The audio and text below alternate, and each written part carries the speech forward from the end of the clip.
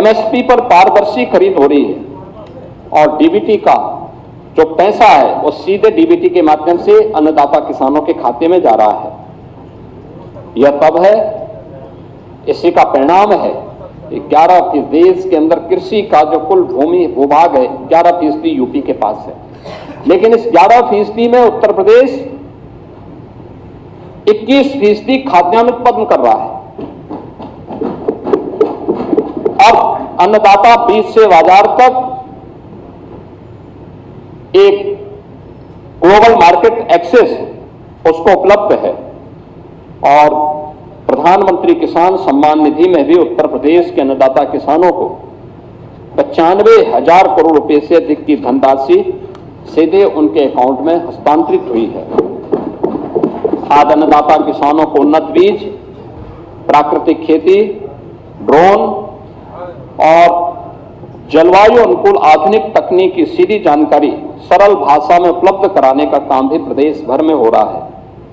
कृषि वैज्ञानिकों, स्टार्टअप्स और प्रगतिशील किसानों से व्यावहारिक प्रशिक्षण भी आज अन्नदाता किसानों को प्राप्त हो रहा है। खेती के बाद खेत में सारे कृषि वैज्ञानिक जाते हैं और किसान के खेत में चर्चा होती है।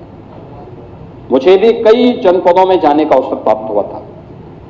ड्रोन डोजिंग, एपीओज, एग्री स्टार्टअप्स और फूड प्रोसेसिंग के माध्यम से फसलों का मूल्यवर्धन हो रहा है।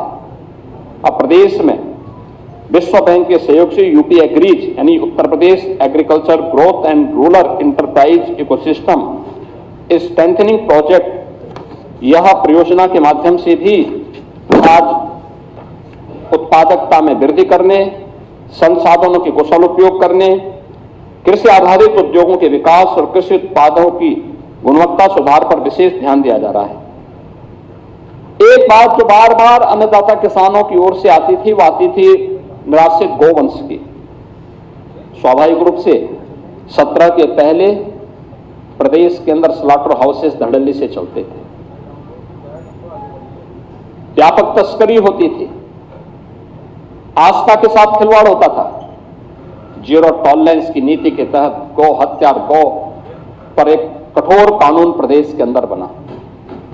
हम लोगों ने प्रदेश के अंदर गौ तस्करी को रोका। तमाम गौवंश निराश्रित होकर के सड़कों पे आया। आज 7,727 से अधिक गौ आश्रय स्थल उत्तर प्रदेश के अंदर संचालित हैं, जिनमें 16 लाख से अधिक गौवंश संरक्षित है और प्राकृतिक खेती, गौ आधारित खेती, इसी के माध्यम से आज हम आगे बढ़ा रहे हैं और उसी का परिणाम है कि आज उत्तर प्रदेश दुग्ध उत्पादन में अग्रणी राज्य है और मत्स्य उत्पादन में भी उत्तर प्रदेश ने दुगने से अधिक की सफलता प्राप्त की है। महोदय, गन्ना किसानों की चर्चा अक्सर सदन में होती थी। आज देश के कुल गन्ना उत्पादन का 55% उत्तर प्रदेश का किसान उत्पादन कर रहा है।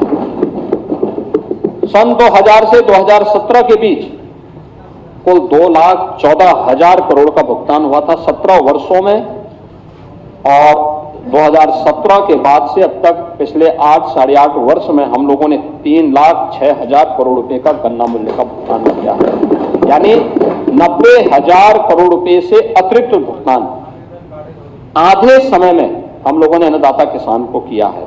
122 चीनी मिलें संचालित है और गन्ने का दाम 400 रुपया प्रति कुंटल भी हम लोगों ने किया है।